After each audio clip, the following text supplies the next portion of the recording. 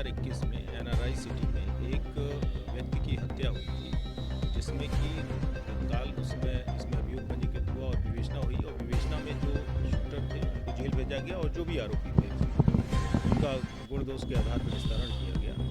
जो मृतक थे उनके पुत्र के द्वारा अप्रैल माह में एक एप्लीकेशन दी गई थी, किंतु उस पर कोई कार्रवाई नहीं होने के कारण उनके द्वारा तकरीबन 1-2 महीने पहले एक एप्लीकेशन पुनः दी गई और इस विवेचना से असंतुष्टि जाहिर की गई और उनके द्वारा कहा गया कि इसमें जो मुख्य लोग हैं, मुख्य साजिशकर्ता हैं, उनके खिलाफ कोई कार्रवाई नहीं की गई। इस क्रम में अग्रिम विवेचना के आदेश दिए गए और अग्रिम विवेचना में कुछ नाम प्रकाश में आए, जिसमें कि एक अधिवक्ता हैं यहाँ की श्री राकेश तिवारी, उनको पूछताछ के लिए, और साथ में अन्य जो नाम प्रकाश में आए हैं उनको पूछताछ के लिए थाने में लाया गया है।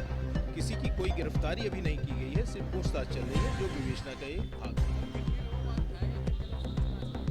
3 लोगों से पूछताछ हो रही है, इसमें अभी किसी की गिरफ्तारी नहीं है, ये पूछताछ है।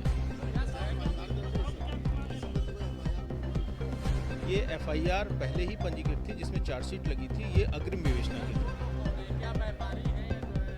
हाँ, 2 व्यापारी है, एनआरआई सिटी के डायरेक्टर।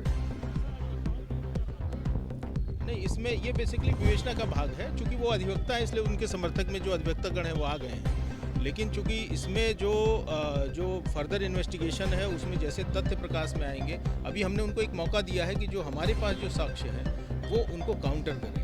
अगर वो काउंटर कर लेते हैं, वो अपने तथ्य रख देते हैं और उनके तथ्य प्रबल होते हैं तो उनको छोड़ दिया जाएगा।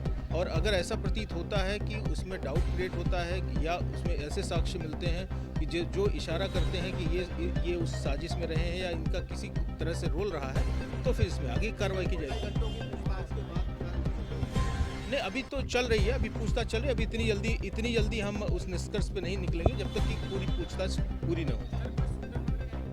नहीं, कोई शूटर पहले पकड़े जा चुके थे।